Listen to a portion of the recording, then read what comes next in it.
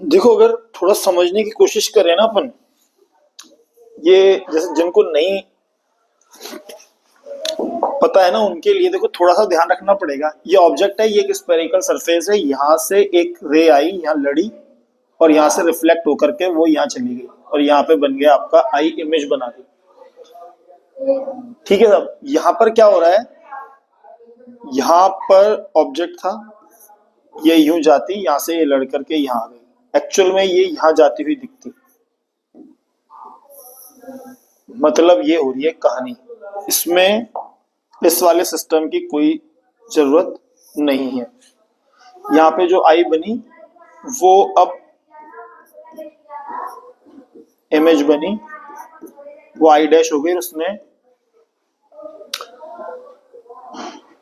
ये दोनों सरफेस की कहानी रही। यहाँ पे रखा था ऑब्जेक्ट, यहाँ से ये गई, यहाँ से ये ऐसे जाती, बैंड हो गई, रेयर से डेंसर में बैंड हो गई, ऐसे जाती, तो जैसे बैंड हुई वैसे चली जाती इधर।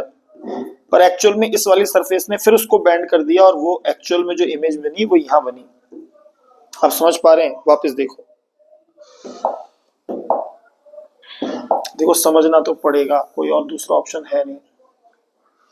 इस तरह की कहानी है ये। यहाँ पे ऑब्जेक्ट था, यहाँ से रे यहाँ इंसिडेंट हुई, यहाँ पर इसके नॉर्मल से इसने इसको अगर रिफ्लेक्ट किया, ये यूं जाती हुई दिखती ऐसी की ऐसी यहाँ पे आई डैश पे, पर इस वाली सरफेस के नॉर्मल ने इसको फिर बैंड कर दिया और इधर आ गई, क्योंकि मीडियम चेंज हो रहा है, रेयर से डेंसर, डेंसर से फिर रेयर, तो ये अवे हो गई, नॉर्मल के इस तरफ झुक गई, यहां बन गई। तो ये सेकंड सरफेस के लिए ये ऑब्जेक्ट का काम करेगा, ये दिमाग में रखने वाली बात है। तो यहाँ पे सरफेस वाइज बना के दिखाया गया डायग्राम। ये पहली एक सरफेस स्फेरिकल, तो इसकी कहानी ये बनी। दूसरी स्फेरिकल सरफेस, इसकी कहानी के लिए ये ऑब्जेक्ट रहा और ये यहाँ पे इमेज बनी। और तीसरी कहानी ये है जो यहाँ पे लिखी हुई है। ठीक है, अगर अब किसी बंदे को फॉर्मूला पता है n2/v minus n1/u equals to n2 minus n1/r, ये आपका स्फेरिकल सरफेस के लिए फॉर्मूला है।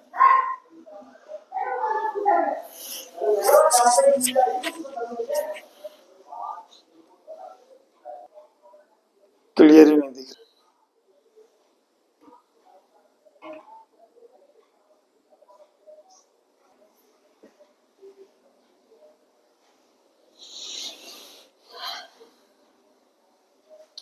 ऐसी कहानी है। इसके लिए अपन ने इस सरफेस के लिए रेडियस मानी है, ये कर्व है, पूरा कर्व का ही पार्ट है, स्मॉल एपरेचर r1, इसकी रेडियस r2 मानी है। यहां कहीं पे c मान लो आप, जो ये आपका क्या हो जाएगा r1, यहां कहीं पे आप c मान लो, ये आपका क्या हो जाएगा r2। जहां पे ये इमेज बनी है ये बन जाता है आपका v डैश, और जहां पे ये इमेज बनी है ये v बन जाता है, यहां से लेके यहां तक v, और ये जो ऑब्जेक्ट रखा हुआ है ये आपका u हो जाता है। इधर जो मीडियम है उसके लिए n यानी कि इसकी रिफ्रैक्टिव इंडेक्स यानी कि nm से शो कर देते हैं, और इधर बन जाता है आपका ये लेंस के लिए nl। सेम कहानी यहाँ पे रहती है, nl और यहाँ पे nm। अगर अभी हम गौर से देखने की कोशिश करते हैं तो इसके लिए इस फॉर्मूले से, ये जो स्फेरिकल सरफेस का फॉर्मूला है, इसके लिए हम क्या लिखेंगे साहब, हम लिखेंगे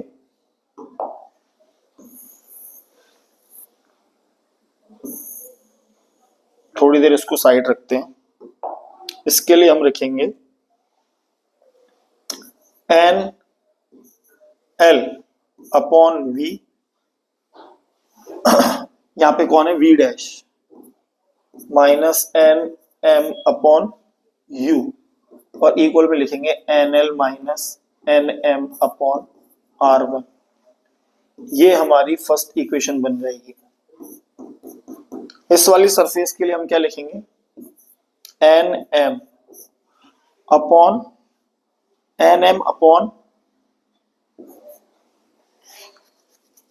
v, इमेज यहां पे बन रही है, एन एल अपॉन यू क्या है, ये ऑब्जेक्ट हो जाएगा अपना वी डैश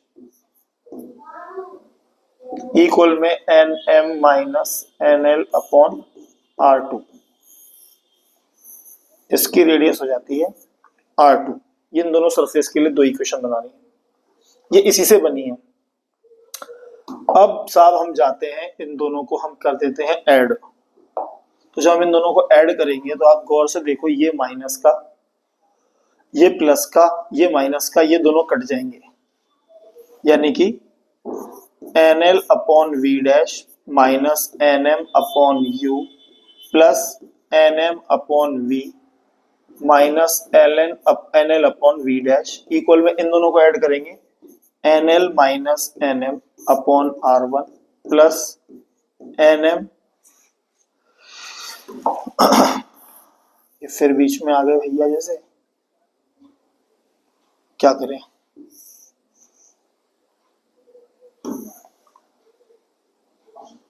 ये सारा गड़बड़ हो गया यार,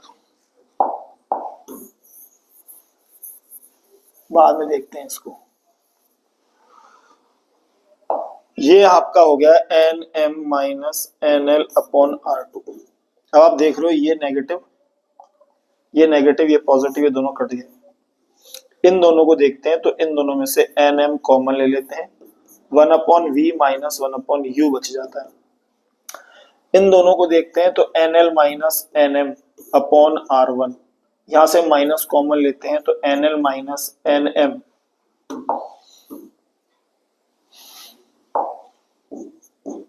N M upon are two. ये दोनों आपको फिर दिखेंगे N L minus N M common आते हुए, N L minus N M common आ जाएगा तो one upon are one minus one upon ये हो जाएगा आर टू। यहां से हमने ये एन एम कॉमन लिया है, one upon we minus one upon u, इसको हम यहाँ नीचे भेज सकते हैं। N L minus N m के नीचे आ जाएगा n m, one upon are one minus one upon are two. इसको हम n l upon n m minus N M upon n m भी बोल सकते हैं। ये दोनों कट जाएंगे, one upon we minus one upon u. ये आपको दिखेगा कुछ इस तरीके से, one upon we minus one upon u equals to n l upon n m minus one, one upon are one minus one upon are two. इधर समझना यह है कि अगर ऑब्जेक्ट इन्फिनिटी पे रख दिया जाए तो इमेज कहां बनेगी, एफ पर। तो इस फॉर्मूले में हम अगर इमेज वी की जगह पे एफ लिख दें, फोकस पे बनेगी, तो मतलब वी डिस्टेंस एफ के जितना ही हो गया फोकल लेंथ के, यू इन्फिनिटी हो गया n l upon n m minus one, one upon are one minus one upon are two. तो ये सिस्टम हो जाएगा one upon f n l upon n m minus one, one upon are one minus one upon are two. ये आप याद रख सकते हो। अगर ध्यान से समझें, इसको हम बोल दें नंबर 3 और इसको बोल दें नंबर 4, तो इन दोनों का यूज करके ये वैल्यू सेम है, तो ये वन अपॉन एफ यहाँ पे लिख सकते हैं फ्रॉम 4 to 3। तो ये आपको दिख जाएगा one upon we minus one upon u equals to one upon f. ये आपका लेंस फॉर्मूला भी बन जाएगा। यानी कि ये सब कहानी बनेगी कैसे यार, ये जिनको नहीं पता है ना उनके लिए बोल रहा हूं मैं। मतलब ये सब कहानी आप जहन में बिठानी पड़ेगी आपको, तब ये आपका फॉर्मूला बन के आएगा इसके लिए, इस वाले केस के लिए, जिसमें आपका ये R1, ये R2, ये NL, ये NM, यहाँ पे ऑब्जेक्ट का डिस्टेंस U, यहाँ पे इसका डिस्टेंस V, यहाँ पर यहाँ से लेके यहाँ तक V डैश।